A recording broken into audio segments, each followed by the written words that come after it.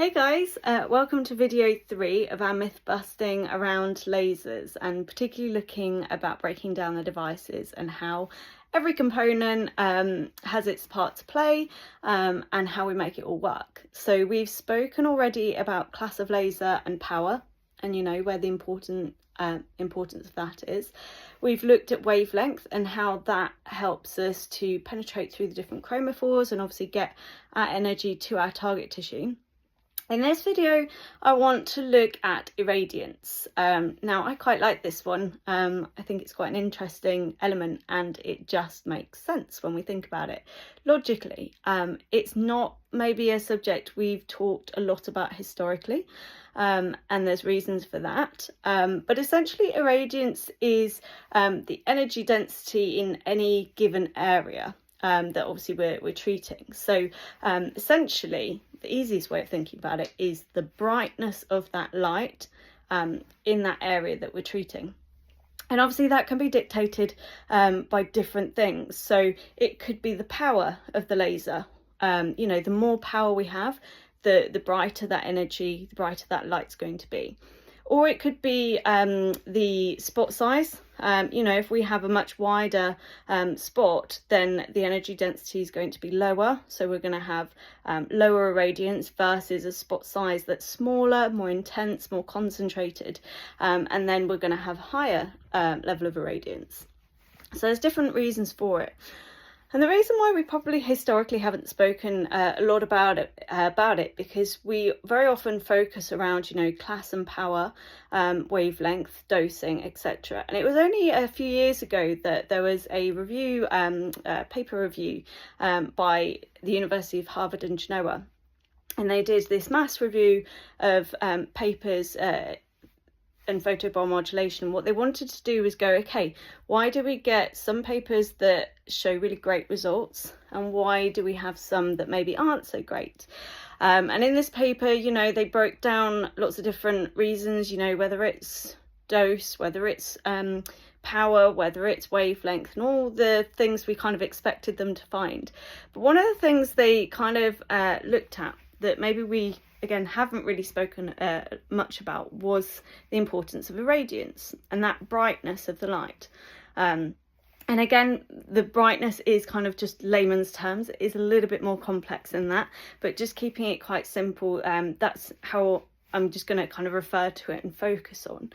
And the easiest way of thinking about this, and this is where I say it just makes sense, is when we think about irradiance and the impact on us and how it affects us. So, for example, in summer, we're a lot closer to the sun, so the light source is more intense on us, so the brightness is higher, the irradiance is higher, and we're all happy, pain-free, tanned, feeling great because we're getting this mass exposure. And again, there's lots of different elements to this. It's not just how bright the light is, but it, plays a big part. If we then think about winter, it's the same light source, but we're further away. The intensity is lower, the irradiance is lower, and we're all painful, pale, and miserable, essentially. So that to me makes complete sense of why irradiance is so important, because again, if we have a more intensive light source, we're getting more energy and is going to stimulate a lot more than if we don't quite have as much.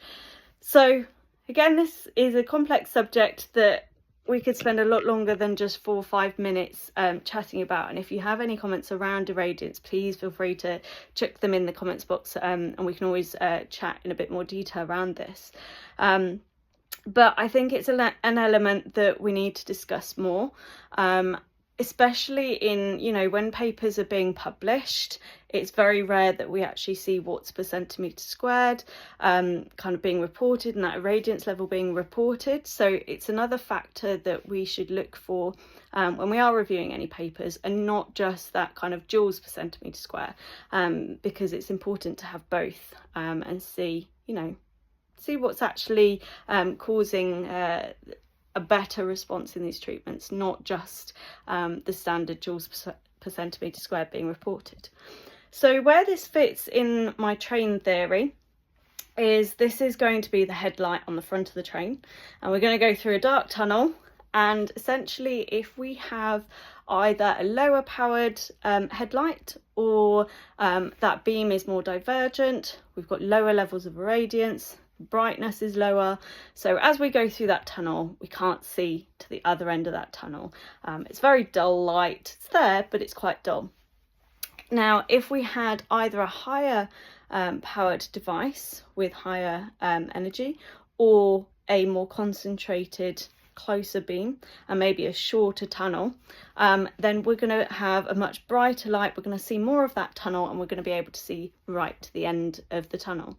So that's how in my head irradiance, the importance of irradiance comes into my train.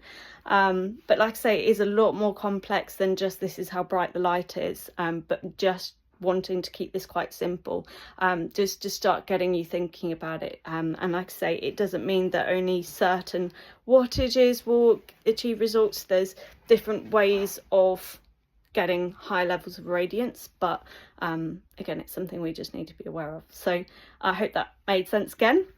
I think in the next video let's chat about dose, because that certainly has been something that's been changing over the last few years.